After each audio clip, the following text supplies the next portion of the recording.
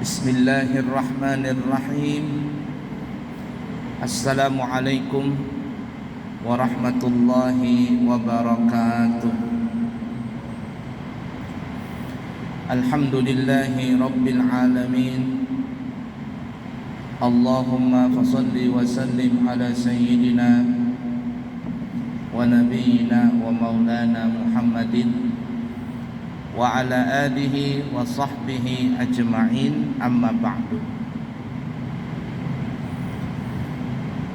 Setelah kita beristirahat selama bulan Ramadan dan setelah Ramadan, maka kita mulai lagi pelajaran kita di malam Senin, setiap malam Senin di Masjid At-Taqwa bersama kami.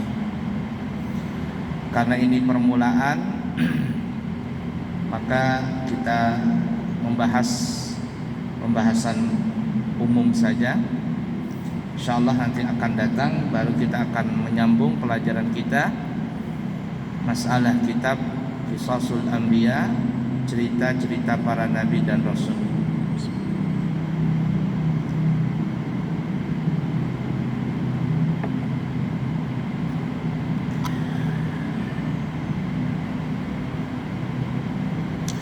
Kalau bulan puasa kemarin kita itu beribadah banyak yang berkaitan dengan Allah Subhanahu wa taala, seperti salat, mengaji, puasa dan lain sebagainya. Dan juga di bulan Ramadan itu Allah Subhanahu wa taala membuka selebar-lebarnya pintu maafnya, yang kita kenal bersama bahwa di 10 pertama dari bulan Ramadan itu dikatakan adalah ayyamul rahmat, hari-hari penuh rahmatnya Allah. Kemudian yang kedua, yakni 10 yang kedua adalah ayyamul maghfirah, hari-hari yang penuh dengan ampunan Allah Ta'ala. Kemudian 10 yang ketiga adalah disebut dengan ayyam itqum minan nar, hari-hari pembebasan daripada api neraka. Semua itu kita sudah lewati, dan puncaknya di malam lebaran semua kita telah terhapus dosanya. Tentu dosa yang berkaitan kepada Allah Subhanahu wa taala. Makanya disebut Aidul Fitri. Aid artinya kembali, Fitri kembali kepada fitrah, kembali kepada kesucian, yakni seperti halnya seorang bayi yang baru dilahirkan. Tapi kalau dosa yang berkaitan kepada makhluk Allah Ta'ala, terutama manusia, nah ini Allah tidak bisa mengampuni kecuali orang-orang yang pernah kita zalimi itu memberikan maaf kepada kita, sehingga kita wajib untuk meminta maaf kepada mereka. Dan oleh karenanya di hari lebaran kemarin itu biasanya kita saling maaf-memaafkan. Kalau bulan Ramadan Allah telah ampuni dosa kita yang berkaitan dengan Allah Ta'ala di momentum hari raya, yang biasanya hari itu adalah hari gembira, hari bersukacita bagi seluruh kaum muslimin, maka biasanya kita lebih mudah untuk memaafkan orang, dan juga tidak malu kita untuk meminta maaf kepada orang yang pernah kita zalimi.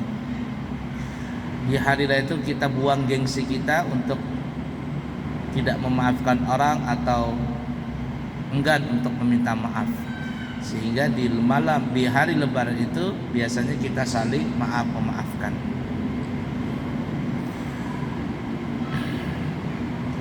Kita manusia ini banyak sekali melakukan perbuatan dosa. Siapapun kita pasti melakukan dosa. Hanya 2 makhluk Allah Ta'ala saja yang tidak pernah melakukan dosa, yang mereka itu dikenal dengan namanya ma'sum, terpelihara. Ma'sum Siapa mereka itu? Yang pertama adalah para anbiya mursalin, terutama Nabi kita Muhammad SAW. Beliau dijaga oleh Allah, tidak pernah berbuat salah. Sehingga disebutkan dalam hadis itu, Nabi mengatakan, "Addabani Rabbi fa ahsana ta'dibi." Allah memberikan aku adab budi pekerti, dan Allah yang membaguskan budi pekertiku. Jadi itu sudah langsung dari Allah. Allah yang mendikte Nabi, yang memberikan adab kepada Nabi, dan Allah Ta'ala yang selalu membimbing adabnya Nabi. Para jamaah, ada berbeda antara adab dengan akhlak ya. Walaupun mungkin kurang lebih saja pengertiannya, tapi kalau kita perhatikan adab dan akhlak itu berbeda definisinya atau berbeda asalnya. Nah, kalau adab itu biasanya adalah dihasilkan dari belajar. Makanya dalam kitab-kitab tasawuf, kitab-kitab fikih itu diterangkan ada sunnah-sunnah Nabi, ada adab-adab Nabi. Nah, adab ini biasanya diambil dari belajar.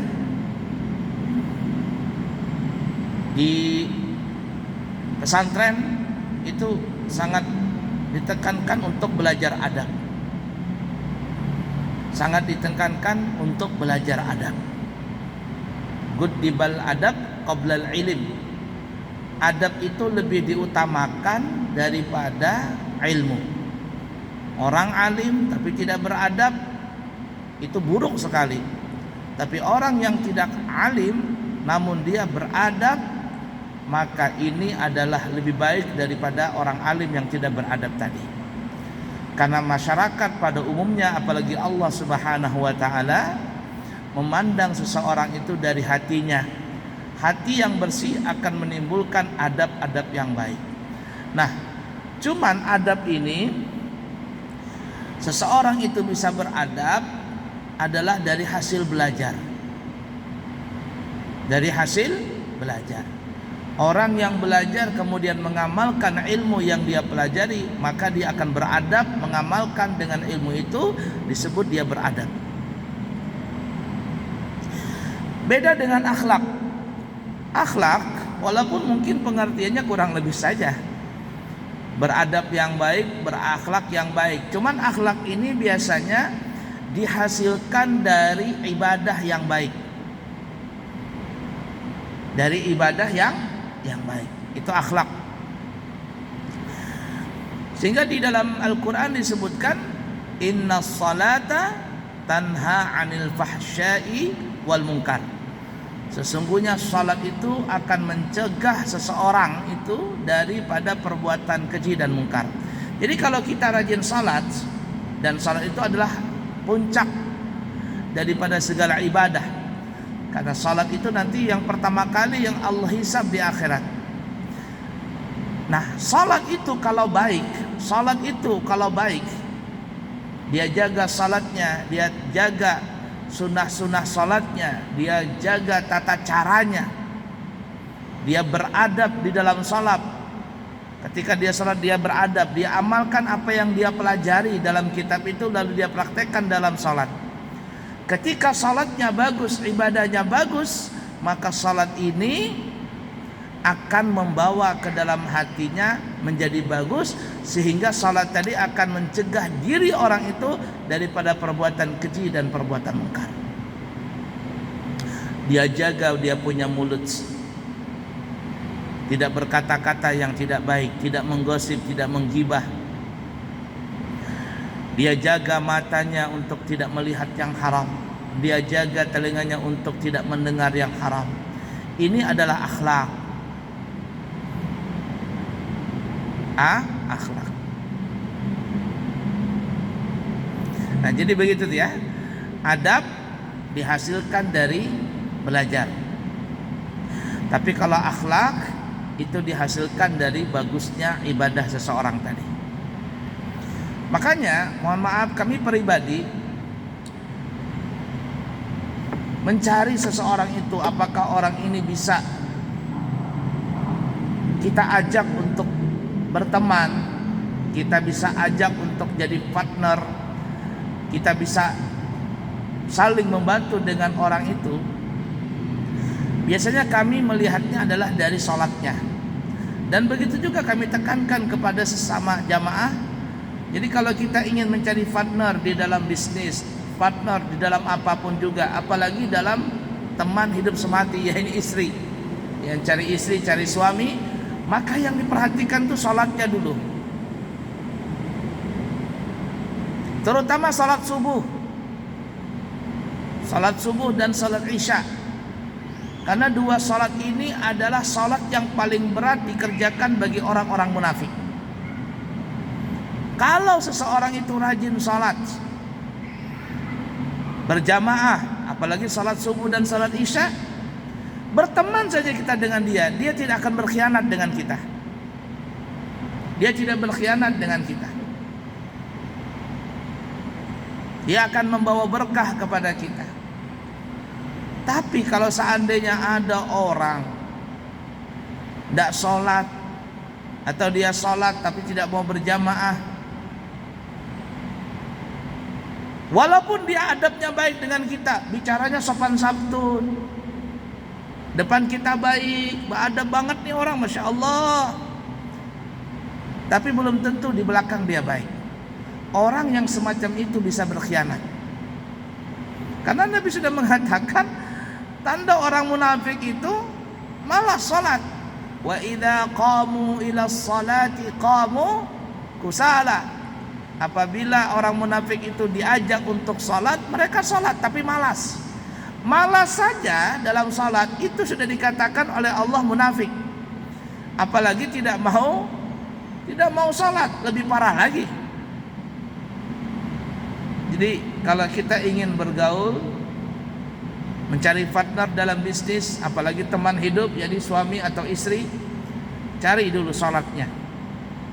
Kita mau cari mantu, kita mau cari apa lagi, dan sebagainya lah, lihat sholatnya dulu. Patokan tuh di sholat dulu. Dia sholat, bagaimana tata cara gerak-gerik sholatnya? Benar dia sholatnya mengikuti sunnah Nabi, temani saja orang itu, berkah kita punya hidup. Dia tidak akan berkhianat. Dan ini mohon maaf, kami yang sering melakukan ini, melihat itu. Tapi berapa teman kami ajak bisnis, kemudian kita juga ajak untuk membantu, tapi karena sholatnya gak karuan, kacau semuanya. Depan saja baik, tapi belakangnya belang-belang juga akhirnya. Dan itu adalah sumber daripada ibadah baik tidaknya tadi. Jadi akhlak itu sumbernya, dilihatnya adalah dari ibadah yang baik. Ibadah baik pasti akhlaknya baik. Ibadahnya kotor, ibadahnya jelek, pasti akhlaknya kotor, akhlaknya jelek.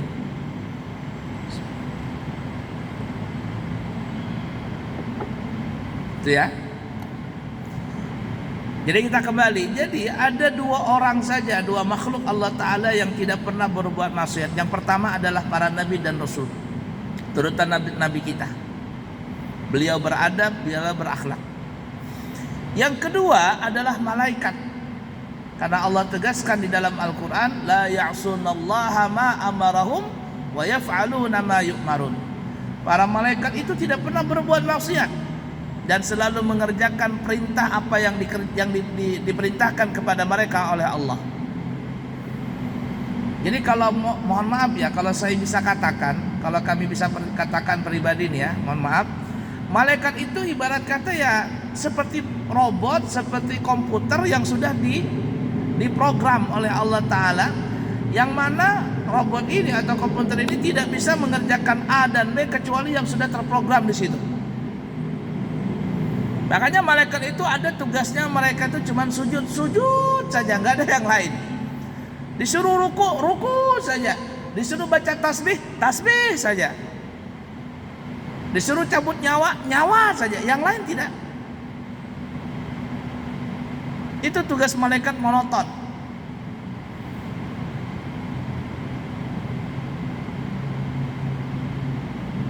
Dan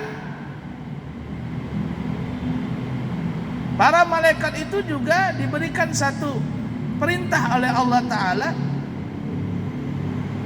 untuk selalu bersalawat kepada Nabi Muhammad SAW. As-Sayyid Abu Ya Muhammad bin Alwi Al-Maliki, beliau pernah ditanya oleh seseorang, "Wahai Abu Ya, malaikat Jibril itu kan tugasnya menyampaikan wahyu. Ketika Nabi Adam ada, Jibril selalu kepada Nabi Adam, disambut lanjut kepada Nabi Idris, Nuh, seterusnya sampai ke Nabi Muhammad SAW. Tugas malaikat Jibril menyampaikan wahyu. Nah sekarang para nabi dan rasul nggak ada, termasuk Nabi kita Muhammad SAW telah berada di rahmat Allah yang paling besar di sisi Allah. Jadi ada orang bertanya, kalau Jibril itu tugasnya menyampaikan wahyu, sekarang sudah tidak ada nabi dan rasul, lalu apa yang dikerjakan oleh malaikat Jibril sekarang? Dengan cerdasnya Sayyid Abu Ya Muhammad bin Alwi Al-Maliki menjawab, kata beliau, tugasnya malaikat Jibril yang pasti adalah mengucapkan dan membaca salawat dan salam kepada Nabi Muhammad SAW. Di mana dalilnya? Allah sebutkan dalam suratul Ahzab, innallaha wa malaikatahu yusalluna 'alan nabi. Sesungguhnya Allah dan malaikat-malaikatnya yusalluna, fa'il mudhari' lil istimrar, selalu. Arti selalu itu tidak pernah berhenti, selalu bersalawat kepada Nabi Muhammad SAW. Nah itu yang kita katakan tadi, malaikat itu tugasnya monoton. Mungkin ditugaskan oleh Allah Subhanahu wa Ta'ala satu atau dua saja tugas, tidak ada yang lain. Lain kita, salat kita aja banyak. Kalau malaikat mungkin cuma sujud aja lah. Kita sujud, ada ruku, ada berdiri, ada duduk, macam-macam. Nah oleh karenanya cuman ada dua makhluk Allah Ta'ala yang tidak pernah berdosa. Yang pertama Nabi dan Rasul, dan yang kedua para malaikat Allah Ta'ala. Sedangkan kita manusia, banyak dosa yang pernah kita lakukan ini, sadar atau tidak sadar, diakui tidak diakui, kita pasti memastikan bahwa diri kita masing-masing pasti banyak melakukan dosa. Nah kata ulama, dosa yang kita lakukan ini kaitannya itu terbagi menjadi dua bahagian. Yang pertama adalah dosa yang berkaitan kepada Allah Ta'ala, dan yang kedua adalah dosa yang berkaitan kepada makhluk Allah Ta'ala, terutama manusia. Dosa yang berkaitan kepada Allah Ta'ala itu contohnya adalah seperti tidak mau salat, tidak puasa, melanggar perintah Allah nih. Itu dosa yang berkaitan kepada Allah Ta'ala. Dan sesungguhnya apabila seseorang itu mengerjakan dosa yang berkaitan kepada Allah Subhanahu wa Ta'ala, semua itu tidak mengurangi daripada keagungan Allah Subhanahu wa Ta'ala, tidak pernah akan mengurangi daripada kemuliaan Allah Ta'ala. Disebutkan di dalam riwayat hadis yang maknanya, kalau seandainya seluruh makhluk Allah Ta'ala ini, dari yang pertama sampai yang paling akhir Allah ciptakan, tidak pernah melakukan maksiat, semuanya taat kepada Allah Ta'ala, maka sedikit pun itu tidak mengangkat daripada kemuliaan Allah Ta'ala. Allah tidak naik jabatan, tetap Allah ya Allah sudah. Dan sebaliknya, apabila seluruh makhluk Allah Ta'ala ini, dari yang pertama kali Allah ciptakan sampai yang paling akhir Allah ciptakan, semuanya melakukan kemaksiatan, melakukan perbuatan-perbuatan yang dibenci oleh Allah, maka dikatakan dalam riwayat itu sedikit pun juga Allah tidak merasa terhina dan Allah tidak berkurang kemuliaannya. Allah tidak merasa untung dengan ibadah kita, dan Allah tidak merasa rugi dengan dosa kita. Untung dan rugi itu yang merasakannya adalah kembali kepada kita. Kita beribadah kepada Allah, untungnya kembali kepada kita. Berbuat nasihat kita kepada Allah Ta'ala, ruginya kita juga yang dapatnya. Itu tidak mempengaruhi kepada Allah Ta'ala.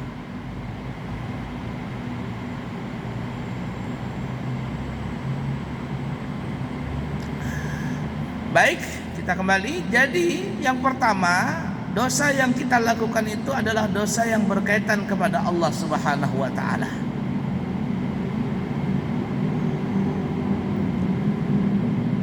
Dan sebaik-baik orang yang berbuat dosa adalah orang-orang yang bertobat. Itu pasti sudah. Dan dianjurkan bertobat adalah dengan taubatan nasuha, tobat sebenar-benar tobat. Bukan jar orang Banjar itu tobatnya panas-panas tahi ayam. Ini guru-guru di Banjar mengatakan jangan tobat nang tobat nang panas-panas tahi ayam. Bagaimana tobat panas-panas tahi ayam itu? Ayam itu kalau dia bahira, jar sidin, pegang aja tahi ayam itu panas, tapi cuma beberapa detik aja dingin sudah tahi ayam tadi. Artinya ada orang yang bertobat itu cuma sebentar, imbah itu berbuat lagi dia maksiat. Jangan seperti itu. Tapi dianjurkan bagi kita untuk bertobat taubatan nasuha. Apapun dosa kita, berapapun besarnya, walaupun sebanyak buih di lautan, walaupun dosa kita sampai mencangkar langit, walaupun dosa kita itu seberat langit dan bumi dan sepenuh antara langit dan bumi yang sampai 7/7-nya. Apabila seseorang itu bertobat dengan taubatan nasuha, maka Allah Subhanahu wa Ta'ala membuka pintu taubatnya selebar-lebarnya. Tapi bagi orang-orang yang tidak mau bertobat, sudah Allah berikan kesempatan tapi dia tidak mau bertobat, maka jangan salahkan kalau nanti di akhirat Allah akan masukkan mereka-mereka itu ke dalam api neraka. Orang ateis sering berkata begini. Katanya, kenapa Allah menciptakan hambanya tetapi membiarkan hamba itu tersesat lalu dimasukkan ke dalam neraka? Kalau Allah itu memang baik, maka masukkan saja surga semuanya. Jadikan saja semuanya orang baik. Orang ateis berkata demikian. Kalau memang Allah itu baik, kenapa masih ada musibah? Kenapa masih ada bala? Dijawab sama ulama dengan jawaban memutar otak, ya, gazul fikir, supaya bisa melawan logikanya. Orang-orang seperti itu kan berkata karena ingin mengatakan bahwa itu Allah itu tidak ada lah, gitulah. Tuhan itu enggak ada, karena orang ateis, mereka tidak percaya dengan adanya Allah. Lalu seorang ulama itu berkata, apabila ada seseorang menikah dengan seorang perempuan, apakah dia yakin si laki-laki itu, ataukah si perempuan itu yakin di dalam pernikahannya nanti, dari awal menikah sampai maut yang memisahkan mereka, apakah mereka yakin tidak pernah bertengkar? Apakah yakin di dalam rumah tangganya itu adem ayem saja, tidak ada gangguan? Maka ateis ini mengatakan, oh nggak mungkin, pastilah namanya berumah tangga itu pasti ada cekcok suami istri. Ini kita ini berapa tahun sudah berumah tangga, berapa kali sudah berkelahi lawan bini. Nah pertanyaannya, suami si laki-laki ini tahu bahwa di dalam pernikahan itu tidak mungkin tidak ada perkelahian. Seorang perempuan juga begitu, dalam rumah tangga suatu saat pasti ada pernah berkelahi. Tapi kalau dia tahu di dalam rumah tangga itu pasti ada cekcoknya, namun kenapa dia tetap menikah dengan pasangannya? Padahal dia tahu ada resiko besar itu. Jawabannya adalah karena si laki-laki ini cinta dengan istrinya. Si perempuan itu juga sayang kepada suaminya. Untuk membuktikan rasa cinta itu, maka mereka menikah. Walaupun mereka sadar di dalam pernikahan nanti pasti ada gelombang-gelombang yang akan menerpa di dalam kehidupan berumah tangga mereka. Tapi karena cinta mereka yang besar, mengalahkan daripada gangguan-gangguan itu.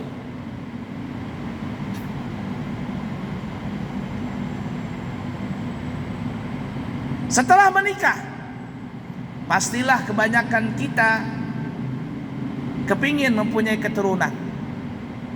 Kita punya anak.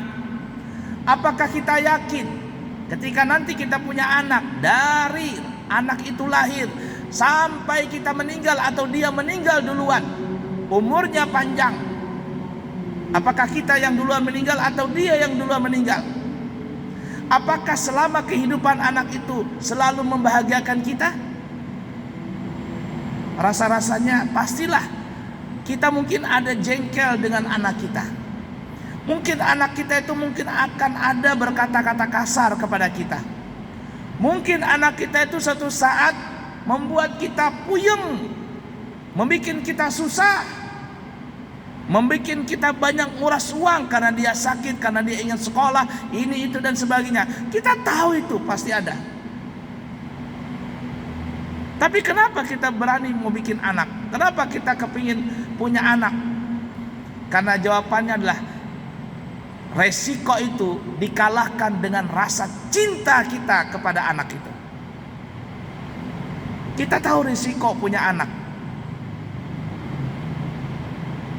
tapi karena kecintaan kita kepada anak itu, resiko yang besar tadi kita lawan, kita hadapi, dan kita berusaha mendidik anak itu dengan sebaik-baiknya.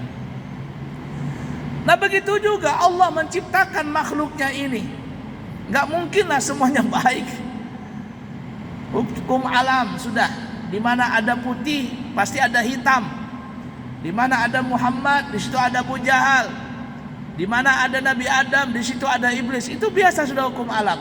Tapi kenapa Allah menciptakan ada musibah, ada kesusahan, dan ada ini, ada itu dan sebagainya? Karena rasa cintanya Allah kepada hambanya. Allah tahu bahwa hamba ini akan berbuat maksiat. Allah tahu kepada kita bahwa satu saat kita akan berbuat maksiat. Tapi kenapa Allah menciptakan kita? Jawabannya adalah karena Allah cinta kepada kita. Cintanya Allah itu membukakan pintu taubatnya, membukakan pintu rahmatnya selebar-lebarnya, agar kita mau kembali kepadanya. Cintanya Allah, rahmatnya Allah mengalahkan daripada kemurkaannya. Rahmatnya Allah itu lebih tinggi jauh daripada murkanya Allah.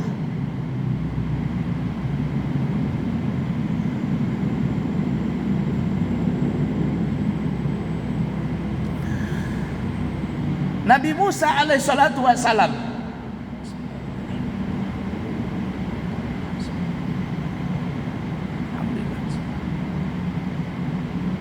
Nabi Musa alaihissalatu wassalam minta kepada Allah Subhanahu wa taala agar Allah membunuh Firaun itu. Nabi Musa berkata, "Ya Allah, Engkau tidak marahkah dengan Firaun ini? Dia bukan lagi ngaku jadi orang wali. Dia bukan lagi jadi ngaku wali. Bukan ngaku jadi nabi dan rasul, tapi dia ngaku jadi Tuhan. Engkau tidak marah ya Allah, disaingin sama Fir'aun. Binasakan saja ya Allah, kata Nabi Musa. Kata Allah Ta'ala, bahasa kitanya nih ya, kalau kita dramatisir, Musa, aku memang benci dengan Fir'aun itu. Engkau berdoa agar aku membinasakan dia, aku akan kabulkan doamu itu, tapi tidak sekarang. Berapa lama doanya Nabi Musa terkabul? Sampai Fir'aun itu mati di Lautan Merah. Dikatakan terkabulnya doanya Nabi Musa itu selama 40 tahun baru kabul doa tadi. Setelah itu baru Nabi Musa mulai damai, tentram, ibarat kata terkuranglah sudah bebannya Nabi Musa karena Fir'aun mati. Tapi pertanyaannya, kenapa Allah tidak langsung membinasakan Fir'aun itu? Jawabannya adalah karena Fir'aun mempunyai satu sifat yang dimiliki oleh Allah Ta'ala, dan gara-gara itu Allah menunda dari murkanya. Apa itu? Fir'aun itu dikatakan orangnya pemurah, orangnya dermawan, orangnya loyal, tetapi dengan orang-orang yang sepaham dengan dia. Artinya yang dengan bangsa Kipti itu sangat royal sekali. Nabi Musa gak percaya. Benarkah itu? Benar kata Allah Ta'ala. Kalau gak percaya, datangi aja Fir'aun. Apa yang kau minta dia pasti kasih. Yang penting dia, Fir'aun ini bisa ngambil hatinya dia, aman hidupnya.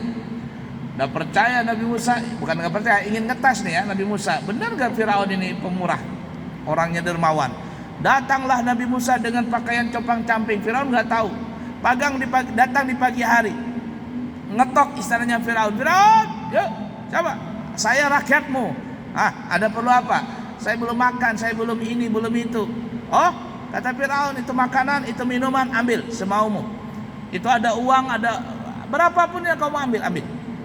Setelah itu pulang Nabi Musa. Wih, hebat Fir'aun ini, ternyata memang pemurah. Kata Nabi Musa, mungkin karena Fir'aun ini lagi pagi, otaknya masih dingin. Coba nanti di siang hari, lagi dia sibuk mengatur negaranya, lagi sibuk mengatur rakyatnya, saya datangi. Mau gak Fir'aun ngasih saya hartanya dia itu? Datang lagi Nabi Musa di siang hari dengan pakaian yang compang-camping, tidak serupa dengan yang pagi tadi. Datang lagi Nabi Musa. Fir'aun, ya, saya rakyatmu, saya pendukungmu, perlu uang, perlu makan, perlu minum. Kata Fir'aun, ambil. Itu makanan, itu minuman, silakan sepuasmu, ambil. Nabi Musa bingung. Oh, dermawan memang Fir'aun ini. Tapi coba tengah malam ku datangin, Fir'aun lagi tidur, lagi istirahat, kira-kira mau gak dia ngasih sedekah? Nabi Musa jam 2 malam datang ke istana, ngetok pintu, tok, ajudannya keluar. Ada apa? Saya rakyatnya Fir'aun, saya belum makan, saya kelaparan, belum makan, belum minum. Oh, kata ajudannya begini, Fir'aun tidak bisa diganggu, dia lagi istirahat.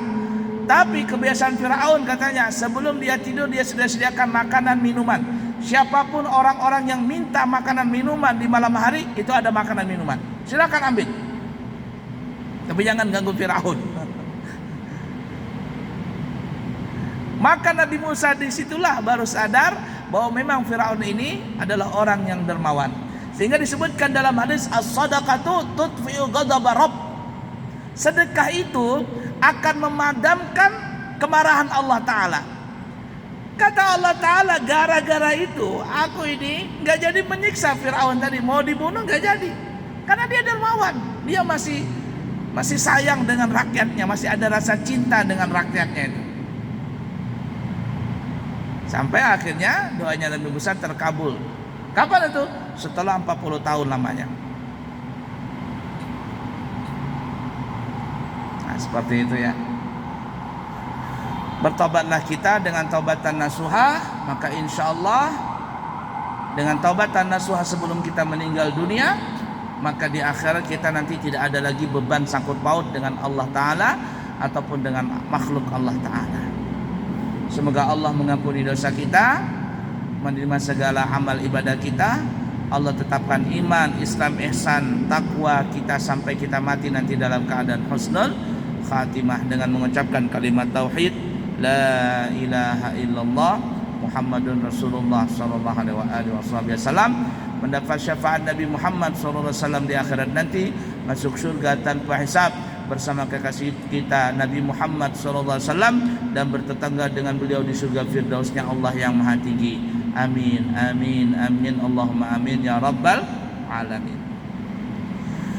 Kami di pesantren Al-Islam Minul Anwar menerima santri baru, ajaran santri baru 2023-2024. Siapa yang berminat menyekolahkan anaknya, kami punya lengkap pelajarannya dari tingkat SD, SMP dan SMA, semuanya ada, ula, ustad dan ulia. Kemudian yang kedua, insya Allah kami nanti akan membawa jamaah di bulan September, Oktober, dimulai di bulan Agustus, September dan Oktober, 3 bulan berturut-turut insya Allah. Untuk bulan Agustus masih ada 2 jamaah yang masih kami siapkan. Siapa tahu ada jamaah yang kepingin berangkat umrah dengan kami di bulan Agustus, maka kami siap menyalurkan niat Bapak semuanya.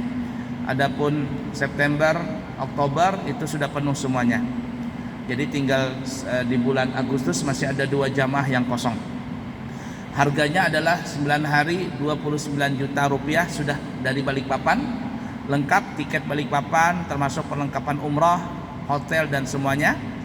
Kemudian yang 12 hari dengan harga 32 juta juga lengkap, tiket dari Balikpapan, Surabaya, Saudi, PP, hotel, perlengkapan umrah semuanya lengkap. Cari saja di Balikpapan, kayaknya belum dapat umrah yang semurah itu. Nah, siapa tahu ada yang kepingin berangkat di bulan Agustus, kami masih ada kursi 2 orang, dan insya Allah kami pribadi yang akan membimbing jamaah tersebut. Kemudian kami juga membuka layanan untuk badal umrah, dan kami sendiri yang akan membadalkannya insya Allah di bulan Agustus, September dan Oktober. Siapa yang berminat untuk membadalkan keluarganya termasuk orang tuanya, maka kami buka dengan layanan dengan ujrahnya 3 juta rupiah per badal umrah. Di Mekah saya tanya itu harganya 3,5 juta. Nah, kami membuka cuma 3 juta rupiah saja. Terima kasih, semoga ada manfaatnya. Subhanakallahumma wa bihamdika asyhadu an la ilaha illa anta astaghfiruka wa atubu ilaik. Wa akhiru kalam, wassalamualaikum warahmatullahi wabarakatuh.